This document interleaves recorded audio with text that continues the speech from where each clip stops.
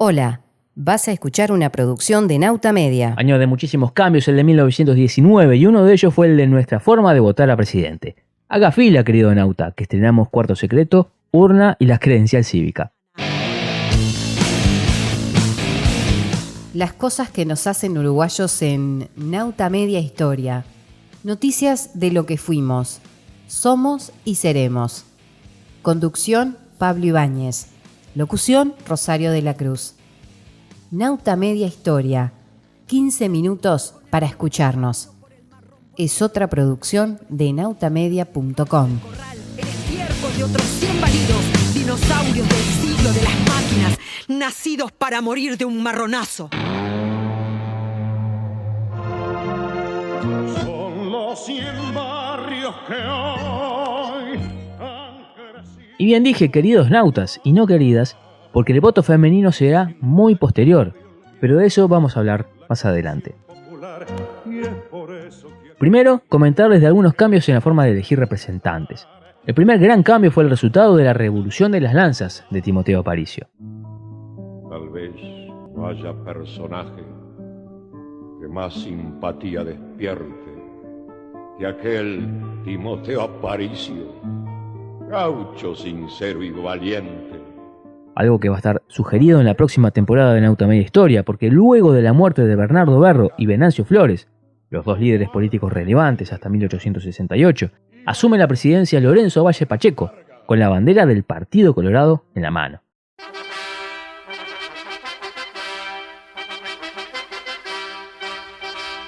Contra esto, se revela el caudillo blanco Timoteo Aparicio y la Revolución de las Lanzas finaliza con un acuerdo por fuera de la Constitución. La idea es que al menos 4 departamentos queden bajo la conducción de un integrante del Partido Nacional. Cerro Largo, Florida, Canelones y San José. Era abril de 1872. Seguimos rapidito repasando el cambio, ahora de los años de Julio Herrera Lloves con su influencia directriz, cuando embanderó a finales del siglo con la divisa Punzó a todo lo que podía embanderar de ese color, incluidos los jefes departamentales de aquel acuerdo de 20 años atrás. Años de reacción con Aparicio Saravia. Y finalizamos este rapidísimo repaso con la reforma constitucional que se negoció entre 1913 y 1916. Una compleja ingeniería leguleya para reformar la Constitución de 1830 finalizó en una compleja ingeniería electoral para elegir presidente hacia 1916. ¿Qué quedó de esos intercambios en el papel? Veamos. Primero, las cámaras serán electas por representación proporcional, incluido el Senado, y con garantías para el derecho al voto como el sufragio universal masculino, el voto secreto y el armado de padrones conforme a determinadas garantías. Bueno, las demandas históricas de los blancos, pero la cosa no fue tan fácil. Porque el vallismo introdujo la idea de cambiar una presidencia unipersonal por un colegiado. Además, quisieron un sistema medio entreverado que se llamó de doble voto simultáneo. Es decir, hoy votamos primero elecciones internas y después listas y candidatos únicos nacionales. Bueno, en aquellos años era todo eso el mismo día. Uno votaba el último domingo de noviembre a un candidato y una lista de senadores y diputados, y esa era también la interna de ese partido. Si ganaba era el candidato de todo el partido, y si perdía, los votos se contaban para saber cuántos representantes iban a las cámaras legislativas. Se escucha engorroso, porque lo es, pero los veteranos votaron así hasta al menos 1996. soy del partido de todos y con todos me la- El presidente de la República era el candidato más votado del lema más votado, lo cual no implicaba en modo alguno que fuera el candidato más votado. Ejemplo, el candidato más votado en el año 71 fue Wilson Ferrer Aldunate, pero el lema más votado fue el Partido Colorado. Entonces, si bien Bordaverde, la fórmula Bordaverde-Zapete, tuvo menos votos directos que la fórmula Ferrer Aldunate, Carlos Julio Pereira, como el Partido Colorado prevaleció por un 1%, 41% del Partido Nacional, el candidato más votado, Bordaverde, que tuvo en forma directa 22% de infracción, como era el candidato más votado, del lema más votado del Partido Colorado, se convirtió en presidente de la República.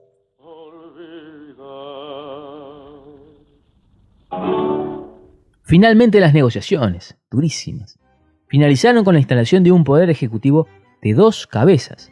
Un presidente que se iba a desempeñar en el orden interno y externo, porque se quedaba con el Ministerio del Interior, el de Guerra y Marina y el de Relaciones Exteriores, y un Consejo Nacional de Administración, 9 presidentes, que debatían en una mesa sobre los temas de los demás ministerios. Pero esa elección se hizo con las reglas de la Constitución de 1830. La primera que se votó presidente de forma directa fue en la siguiente, la de 1922. Así que todo pronto para la primera elección nacional donde votaba la gente. Nadie sabía cómo se hacía una campaña electoral. Entonces, ¿cómo hicieron?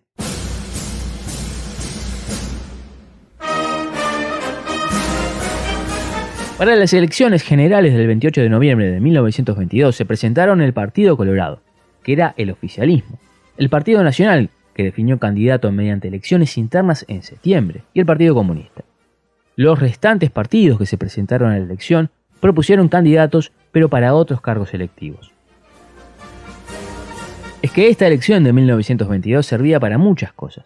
Para elegir presidente, como vimos, para elegir el recambio de 3 de los 9 consejeros de administración, el otro órgano del Poder Ejecutivo, para renovar parte de la bancada de senadores, que todavía era mediante el sistema de colegio electoral, así que la elección era indirecta, y para renovar a toda la bancada de diputados, a las juntas electorales, etc.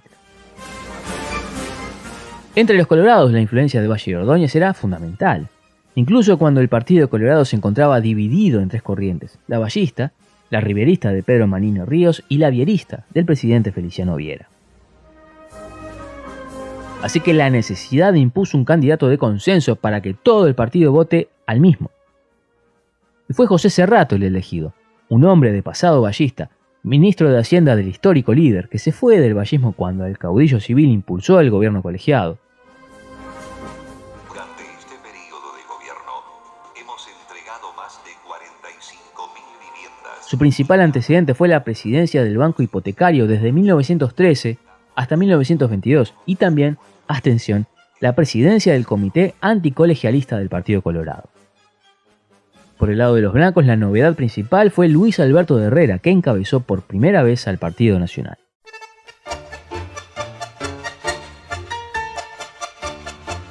La convocatoria al voto tenía en la elección directa un gran desafío para los candidatos, porque ya no servía comunicar las novedades desde Montevideo para que los caudillos locales impusieran candidatos.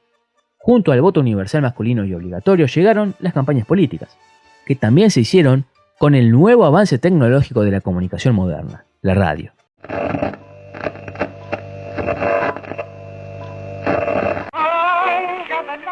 La Enciclopedia Electoral Uruguaya recuerda brevemente que los candidatos utilizaban 10 minutos de emisión radial a horas fijas para que los miembros de los clubes políticos sepan a qué hora debían estar juntos para escuchar en los receptores de radio las palabras de los postulantes a la presidencia.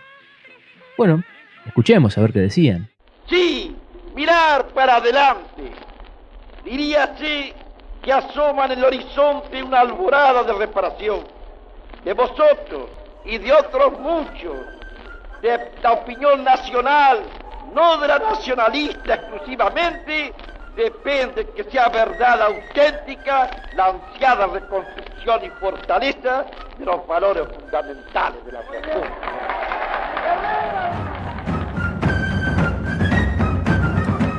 Bueno, tampoco era tan así. Hay pocos archivos de aquellos candidatos. Pero contamos con un gran análisis sobre la campaña electoral de Luis Alberto Herrera que escribieron los investigadores Carolina Serrano y José Antonio Sarabia.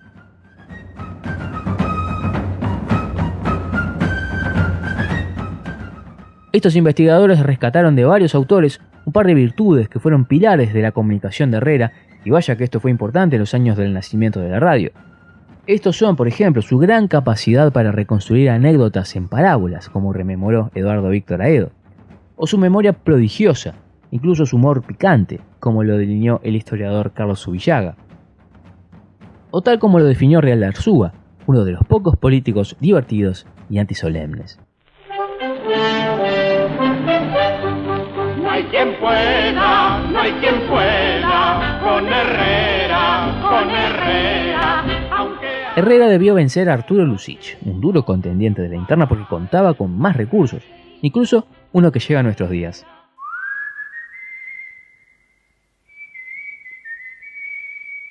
Claro, porque El País fue el diario que respaldó su candidatura, mientras que el semanario La Democracia impulsaba la del futuro caudillo civil. Incluso tenía ciertos reparos con el estilo como este modelo de conducción más bien personalista. Es que Herrera viajaba mucho para contar con contacto personal con los dirigentes del interior. Si bien los tiempos eran otros, hay algunas cuestiones de aquella campaña que nos pueden sonar hoy en día. A saber, a votar con optimismo, a votar al errarismo, un gran... En aquellos años se instaló como leitmotiv el credo nacionalista, basado en el respeto a las instituciones y las garantías del sufragio, o el historial de batallas perdidas por las libertades cívicas. Y además de hacer patria, es la defensa. Tuvo un acto de presentación de la campaña, como los que tienen hoy. Fue en el Teatro Artigas, el 20 de octubre de 1922. Prometió presidir para todos los orientales, reducir el gasto del Estado, suprimir las vacantes para ingresar a los empleos públicos. Pregó por mantener primero el orden público frente a las disputas entre patrones y obreros. Defendió la ley de 8 horas, se mostró a favor de las leyes laborales juiciosas. No sé si todo esto les suena a algunos discursos actuales. La campaña se solventó con colectas, bonos y con aporte de los partidarios. No sé si les suena. La nueva ley establece que los precandidatos en las elecciones internas, que reciben del Estado unos 520 pesos por cada voto válido, deberán rendir cuentas dentro de los 90 días posteriores a la celebración de esas primarias. Las donaciones que reciban los lemas y sublemas para su funcionamiento permanente deberán provenir únicamente de personas físicas o jurídicas debidamente identificadas. Estos aportes no podrán exceder la cantidad de 350.000 unidades indexadas, es decir, unos 2.100.000 pesos por cada donante y por año, y deberán realizarse por medios de pago electrónico en una institución financiera. Los lemas y sublemas no podrán aceptar donaciones cuando provengan de radios o canales de televisión. El perdón de una deuda de publicidad a un partido político se considerará una donación. Y destacada participación tuvo el tren relámpago, porque el medio de transporte se convirtió en el modo de traslado de toda la comitiva nacionalista, que paró en cuanto pueblo pudo. ¿Y pudo? ¿Ganó las elecciones? No. La jornada electoral fue el domingo 26 de noviembre. Los diarios blancos primero celebraron la victoria definitiva. Después se empezaron a mencionar los primeros errores del escrutinio. Más adelante publicaron notas sobre posibles fraudes. Hubo peleas y heridos frente al Club Uruguay. Posteriormente se sorprendieron por el silencio oficialista. Y algunos partidarios comenzaron a hablar de fraude electoral. Finalmente, el honorable directorio presidido por el propio Herrera declaró el 5 de diciembre, que el Partido Nacional ganó la mayoría del país, pero perdió las elecciones. Herrera renunció al cargo y se tomó licencia, tiempo en el cual escribió el libro llamado Una etapa, en el cual sustanció las denuncias sobre fraude electoral, entre otras reflexiones.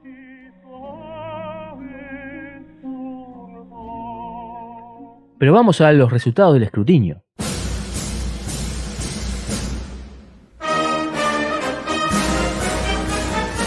Votaron por el Partido Nacional unas 117.895 personas.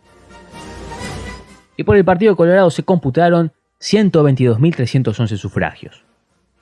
Todos hombres, por supuesto. Así que los colorados contaron con el 50,25% de los votos, mientras que los blancos captaron el 48,44% de las adhesiones. Ganó José Cerrato por 4.400 votos, por una diferencia del 1,8%.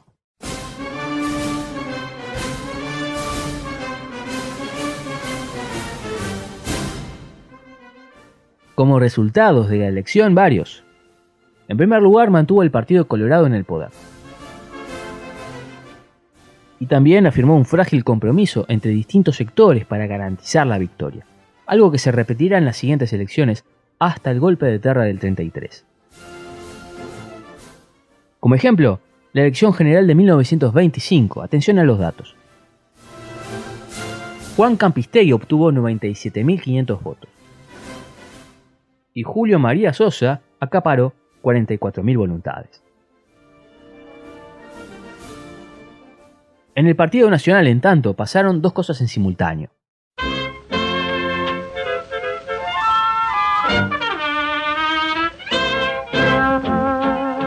Por un lado, la elección afirmó el liderazgo de Luis Alberto Herrera, y por el otro, el sector que se llamaba a sí mismo el radicalismo blanco, que lo acompañó en las elecciones de 1922, no lo hizo en la siguiente elección general.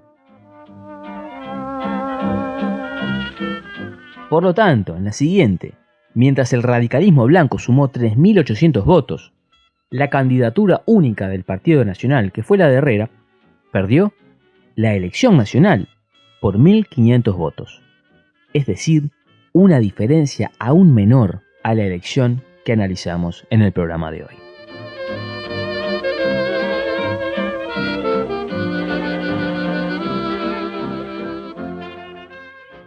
Amigas nautas, amigos nautas, si ustedes están inscritos en el boletín mensual de Nautamedia Historia, ya saben cuál es el próximo capítulo, sobre qué lección es la que vamos a conversar. Y si no, los invito a sumarse a Nautamedia Historia a través de nuestra página web nautamedia.com. Último capítulo de este nuevo especial sobre elecciones presidenciales. Hago falta los ojos míos en la contemplación del mañana. Y los esperamos a todos porque estamos construyendo una comunidad de personas interesadas en la historia uruguaya. Gran abrazo.